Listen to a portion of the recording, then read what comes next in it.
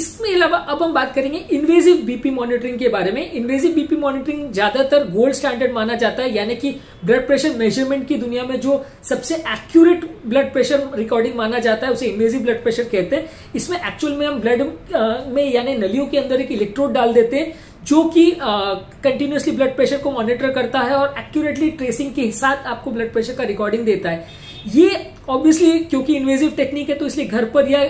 Clinic based setup से possible नहीं है, ये सिर्फ हॉस्पिटल में पॉसिबल होता है। और ये हम तब यूज करते हैं जब पेशेंट का ब्लड प्रेशर लेवल्स बहुत ज्यादा लो हो या बहुत ज्यादा हाई हो या बहुत ज्यादा फ्लक्चुएट कर रहा हो, जो कि रेगुलर बीपी मॉनिटरिंग डिवाइस के साथ हमें एक्यूरेट रीडिंग अगर नहीं मिल पा रही है तो ही हम इस टेक्निक को यूज करते हैं, क्योंकि ये इन्वेजिव है, पेशेंट को इन्फेक्शन या कॉम्प्लिकेशन होने का चांस भी रहता है। तो रूटीन पेशेंट्स में इन्वेजिव टेक्निक को हम यूज नहीं कर सकते। पर हाँ, ये सबसे एक्यूरेट मेजरमेंट टेक्निक है। और जहां पर भी डाउटफुल सिचुएशन है कि ब्लड प्रेशर अगर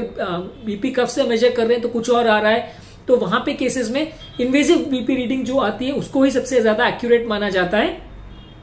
ये हॉस्पिटल बेस्ड सिनेरियो में जहां पेशेंट एडमिटेड है और कंडीशन बहुत ज्यादा क्रिटिकल है, बहुत ज्यादा खराब है, या पेशेंट कोमेटोज है, वेंटिलेटर पे है, जहां बीपी मेजरमेंट पर सारी दवाइयों को मैनेज करना है वो बहुत ज्यादा जरूरी है, वैसे केसेस में इसका सबसे ज्यादा इंपॉर्टेंट होता है। और ज्यादातर हम इन डिवाइसेस को बहुत ज्यादा टाइम तक यूज नहीं कर सकते, मैक्सिमम 2-3 दिन तक या 4 दिन तक ही यूज कर सकते हैं, क्योंकि इसमें जितने ज्यादा देर तक हम वो इलेक्ट्रोड कनेक्टेड रखेंगे उसमें क्लॉट बनने का या पेशेंट को इन्फेक्शन होने का रिस्क बढ़ते जाता है। तो ये जब पेशेंट सबसे ज्यादा क्रिटिकल या खराब कंडीशन में होता है तभी हम इस टेक्निक को यूज करते हैं, और मैक्सिमम 2-4 दिन तक कनेक्ट करने के बाद इसको हम